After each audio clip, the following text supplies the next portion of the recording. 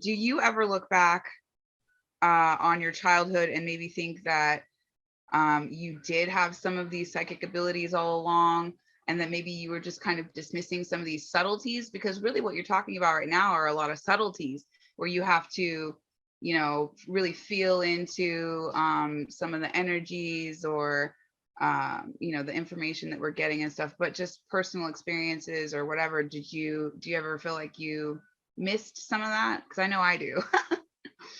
Yeah, you were saying yours was hindsight. I've asked myself that question a lot, and the reality is psychic information is everywhere. We're all getting hit with it every day, regardless of whether the difference is not whether or not it's happening. The difference is the awareness level. Right. Right. And of course, what we resonate with, because we're unique beings, right? Mm-hmm. So the question isn't we turn it on. The question is, it's always happening. Information is everywhere, everywhere. It's coming in at you and you're putting it out, period. Yeah. Right. It's everywhere. So that's kind of what first sight theory by Jim Carpenter, it actually talks about. That was one of the theories that I really, really resonated with, because a lot of it matched some of the stuff that I had received from spirit about how psychic stuff works. So when I was learning about that, I was going, oh my gosh, this is what spirit has told me. Here's the science to support it. So that was the other reason, because when science supports something that you believe or you think or feel to be true, it's like you feel validated. I can't tell you how validated I have felt by taking some of these classes. That in itself is worth everything, especially if you're skeptical or doubtful. So I'm getting off track, but so first sight theory basically says it's happening all the time. The question isn't whether or not we are or aren't psychic. The question is simply how aware of it are you? Right. And most of the time in the general public, we tend not to be aware of it. But what first sight theory also talks about is you still make decisions every day based on psychic information. You just don't know you're doing it. Right? So, I need to go to the grocery store. Oh, gosh, I don't know why I feel I need to do this, but I'm just going to go here. We call it a gut reaction. We are making decisions every day based on psychic information. Right? It is a pre-conscious process. It happens before it reaches the conscious mind. So ideally, yes, we're all doing it anyway. Was I aware of it? No, honestly, because my childhood was troubled. It was difficult, and I was distracted. I was in survival mode. I was in self-protection mode. I was not aware of a lot of those things. So when people say, oh, I'm sure you were. Yeah, we all are.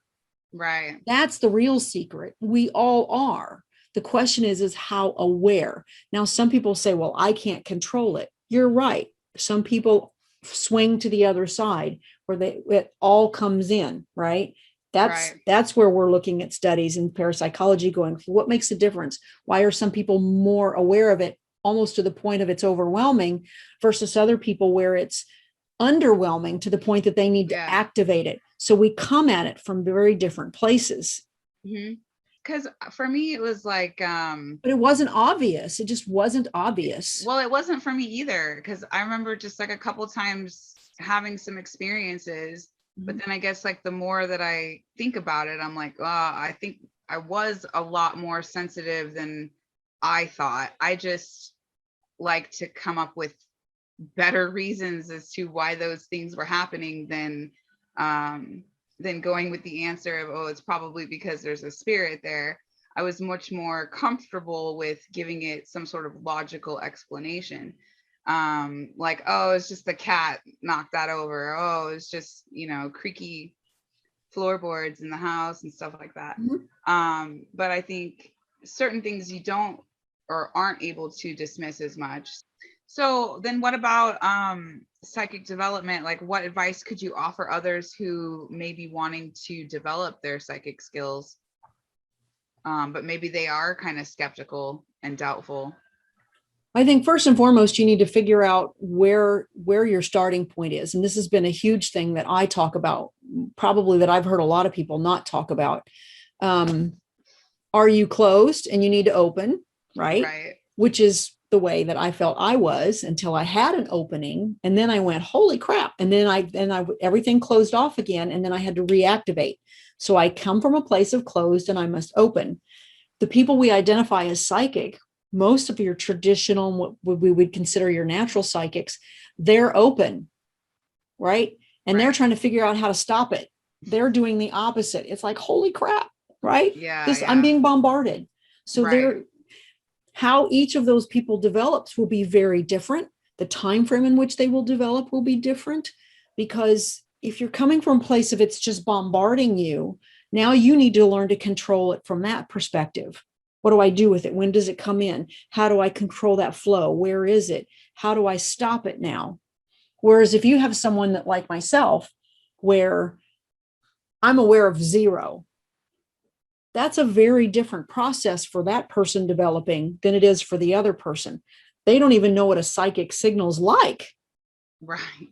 So I can sit here and I can tell you, do this, do that, do this, do that. That person over here who's open, they're going to get it and they're going to go. And the closed off person is going to go, I don't even know what she's talking about. Right. So people have to develop based on opened or closed systems. That's the first thing that I tell people. Okay. Does that make sense? Yeah. So you have to decide, am I getting too much or do I want more? I get that.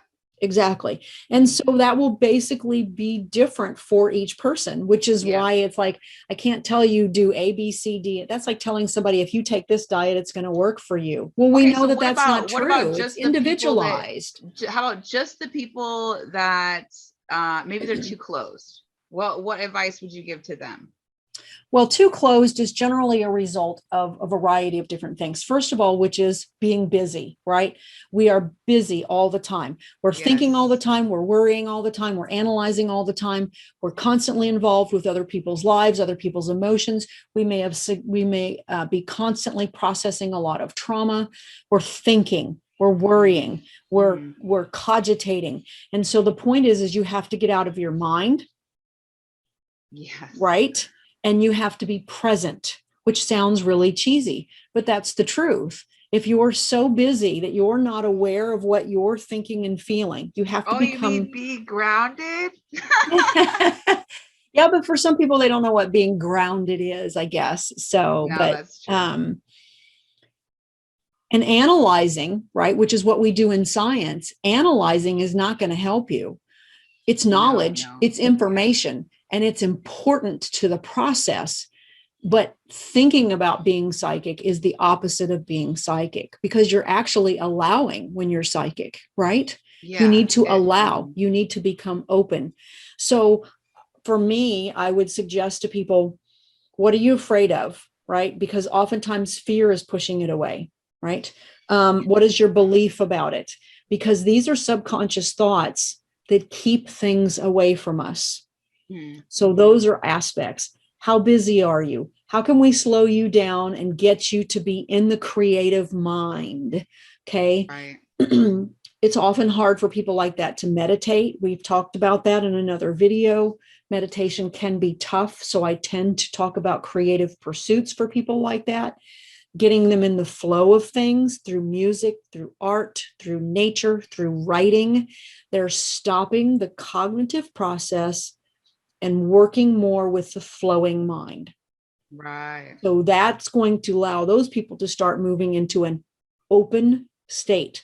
So again, it's very individual. So it would be very different depending on who I'm talking to as to what suggestions I would make, because what makes you closed will not be the same thing that makes this person closed, because this person may be closed because of complete religious fear.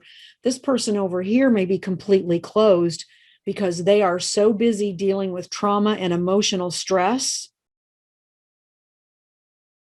You can't address both of those the same way. Does that make sense? Right. So it's an individualistic thing. It's very individualistic, which is why I like working with people at the personal level when it comes to this, because what you need to open up or close down and protect yourself would be very different. We can talk generalities, but specifics are very different. Right.